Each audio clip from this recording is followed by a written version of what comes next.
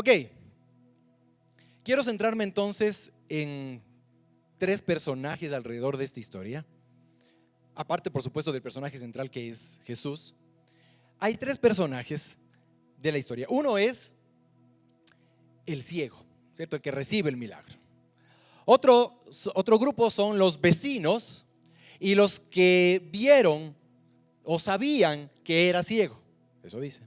Y tercero son nuestros amigos los fariseos. ¿Ok? Entonces, hay tres personajes aquí alrededor. Y ahora entonces, con estos tres personajes yo les pregunto, ¿qué rol estaba cumpliendo cada uno de ellos? Veamos aquí entonces algunas de las respuestas. Los vecinos y los que habían visto que era ciego. Los vecinos. Yo recuerdo cuando era joven, cuando era adolescente, cuando era niño, yo crecí en un barrio donde éramos muy familiares unos con otros, donde había esa vecindad. Algunos jóvenes adolescentes me dirán, ¿qué es eso, vecindad? Es una palabra vieja. No, había vecindad. ¿Qué era la vecindad? Era esta comunidad, era el llevarte. Estabas en la casa del otro, el otro venía a tu casa, compartías, jugabas. Eso era la vecindad. Yo me acuerdo claramente que a mi izquierda estaba el Jimmy. Con el Jimmy jugábamos ajedrez. Al frente estaba el Polo, con el que jugaba bolas, las canicas. Tenía un hermano llamado Denis, el pequeño era Andrés. Más arriba había el Juan Carlos. Y el Juan Carlos era interesante, no porque él era interesante, sino porque tenía unas primas, el Juan Carlos, que le visitaban en vacaciones y visitaban los fines de semana. Entonces, claro, hechos los locos, todos los adolescentes del barrio le caíamos ahí al Juan Carlos, que además era más grande que todos, entonces nos veía así con cara de asco, así como estos guambras mocosos aquí. Pero ahí estábamos, para que presente las primas, pues. Claro, nos decíamos amigos y en fin. Entonces, conocías la familia, conocías la realidad de lo que estaba pasando con el vecino. Eso es vecindad. ¿Qué es lo que pasa ahora? Ahora estás en el departamento 401A y al lado no sabes quién es el 401B. No, solo les ves entrar y salir. Hay un carro ahí al lado tuyo, pero en tu garaje, pero no sabes quién es. No sabes de qué viven, no sabes cómo se llaman, no sabes nada de la vida. Así nos hemos encerrado ahora, ¿sí o no? Y a los jóvenes les digo esto. Y lo más peligroso, lo peor de todo esto es que no sabes si el vecino tiene primas. Te estás perdiendo la oportunidad, te estás desperdiciando una oportunidad. Ok, ¿por qué les cuento esto? Es porque, para que entendamos a qué se refiere el vecino. Es decir, el vecino sabe del otro. Los vecinos del ciego sabían que su condición, le conocían muy bien. Dice la palabra que era un hombre. Yo no busqué de alguna manera, no sabemos cuántos años tenían, pero digamos que tenían, no sé, al menos 25 años. Ya. Entonces, eran muchos años que los vecinos le conocían, sabían de qué sufría, sabía cómo vivía, ¿sí? Y los que le habían visto que era ciego también lo conocían porque sabían, y dice la palabra, que siempre estaba mendigando ahí. Entonces era conocido, le conocían. ¿De acuerdo? Entonces ese es el vecino. Esos son la vecindad. Ahora, ya dijimos en el versículo que hay varios actores, ¿no es cierto? Aquellos que confirman el milagro. Vamos al versículo 9, dice: unos decían, Él es. Es decir, con esa confirmación estaban ratificando que hubo un milagro. Este es un grupo. Pero habían los otros que lo dudaron. Dice, a Él se parece. Entonces, si estamos hablando de una vecindad, yo me imagino una conversación entre las vecinas, ¿no? Me muero, vecina, ¿qué dice usted? Vea, yo no sé si unos dicen que sí es, otros dicen que no es. No sé, ¿qué dice usted? Verá, vecina, no sé, pero viendo bien, medio como que se parece. Algo así sería esta conversación entre las vecinas. Entonces, duda. Y luego habían los fariseos, ¿no es cierto? Que no solo que no creían, sino que además criticaban a Jesús, ¿no? Y el versículo 16 dice: ese hombre no procede de Dios porque no guarda el día de reposo. A ver, le está haciendo un milagro y que no había que hacer porque era día de reposo. Luego, otros decían: ¿cómo puede un hombre pecador hacer esas señales. Y luego está el tercer personaje, el ciego, donde yo soy, yo mismo soy. Ok, traigamos esta historia a un contexto actual. Ya hemos definido aquí, ¿no es cierto? Levantaron las manos ustedes, aquellos que vieron un milagro en sus vidas. Hay otro grupo que vieron el milagro en vidas de otros. Hay algunos que incluso habrán dudado en su momento de si Dios actuó o no.